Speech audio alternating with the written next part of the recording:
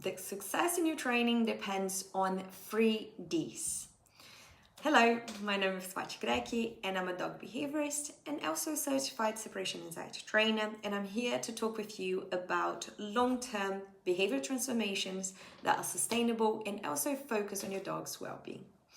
So today, guys, I'm gonna open my toolbox and I'm gonna show you a tool that I use every single time I am training. And this brought me a lot of success in training, and it's every time something is not quite as I wanted, I go back to this. So this is the basis of everything I do. And if you start applying this as well, and if you're able to put in practice, you will see the same results that I see as a professional. And this is basically the biggest secret in training. So I'm gonna tell you a story about a dog that I'm gonna call Silly. And so Silly, Silly's mum was really interested on training some recall with her, but she could never get a good recall, and her recall was kind of hit and miss. She would get sometimes a good response from Silly, but most of the time she was kind of ignored by her.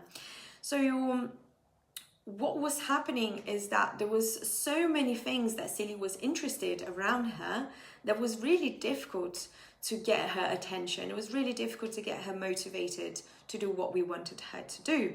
And so her owner was feeling very unsafe with that situation. She couldn't get her back in the park, and also quite frustrated as well. Sometimes she had meetings and she couldn't really make Silly leave the park or get Silly back, and it would kind of be in Silly's own terms, and that was quite complicated sometimes, which made her quite frustrated. And then she would do things like shouting at the dog that she would get upset about after. So it was just stressful for everyone. It was not fun. And what was really interesting is that when I started using those tools, it was so clear that it made a huge difference. So let's go through the Ds. So the first one would be distractions. There were so many distractions for her outside that she could not focus on anything else apart from what she was already being rewarded for. So if she saw a dog, she would go and say hi, and that was quite rewarding. And when she just sensed the smell on the floor, she thought it was really nice to track it, so she would be rewarded by herself by tracking it and finding out what it was, that smell. And when there is food on the floor, even worse. You guessed it, she was rewarded as well by eating the food on the floor and not coming back to her caregiver. So there is many situations where there was a lot of rewards happening in the environment, and this is normally how distractions work. So there is other ways as well, but today we're going to focus on this. So basically, when you reduce the distractions or you change the distractions, normally you can make your training much more interesting. So let's say that we reduced the distractions and she had a much less distracting environment. Most likely she would be able to focus, and when we started the training like that, she did super well. But then we got a little bit stuck in that situation, and then it comes the D again. So we decided to, well, if we add one distraction at a time, we're going to be able to train this better. So it's not only reducing, but also increasing the Ds that are going to help you a lot. So you're going to have to be able to manage those distractions and find just the right place where you can work and your dog is motivated, but also is there is still a little bit of a challenge that your dog needs to conquer that step as well. Another D that we worked with Silly was the distance. the distance that she had between, let's say, the caregiver. So if you start close, the dog has to walk a few meters to get to you and then get the reward. If you're really far away, it's gonna be a lot of work, a lot of effort to get one specific thing. Is that good enough? This is what you need to understand and work with. And also, we could even think of distance of distractions. What is the distance that we need to be from certain distractions that she can work on, and can we increase or decrease those with time? So this is really, really, really important. And then we need to think of also the duration. And this is going to be our third D. And duration in this case could be the duration that she stays with us. It could be the duration that she stays away from us. And just being able to understand how to manage what is the duration you want to work in that specific moment of your dog. So for example, with Silly, if we ask her to stay too long with us, to, let's say, put our hands on her, something like that, she might just set off again and go do something else.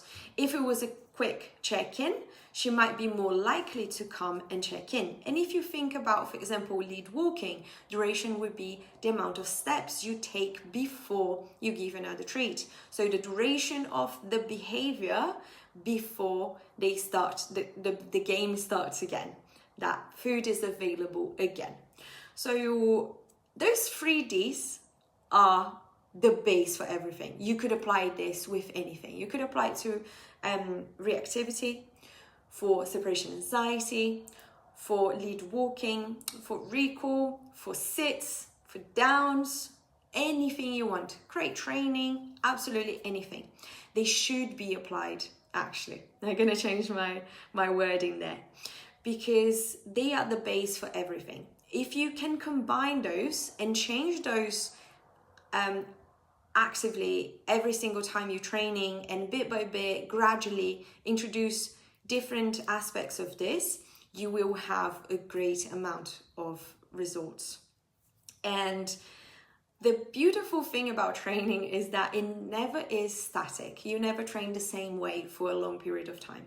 You're constantly adjusting and constantly changing the training each session and each day, and even in each session you might adjust a few times as well, because otherwise we get too comfortable in our comfort zone, or we push too much and then we go over what our dogs can cope with, and we might have problems as well. So we need to find that sweet spot. And remember that most dogs that I know, they have more going on inside their body than only their environment and what they are eating. So it might be that there is some days that your dog is not the same as yesterday. So how can you adjust this every single day? How can you read your dog and be able to adjust your expectation for that? So you're gonna plan accordingly in each day and based on what your dog is telling you that they can do. This is the most effective way to train. So if you would like to know more about how to train this way, we have group classes and we have really nice training one-to-ones and online and in person. So you can get in contact with us and we can book a discovery call so we can discuss and find ways that we can implement this together with your dog, making sure that your dog is happy, comfortable, and that we are achieving the results that you want. I hope this was fun, and I hope you have a great week and that this helps your training. Let me know on Instagram what you find, or just review the podcast in any place that you're watching this, and I would love to hear from you. So I speak to you soon. Bye.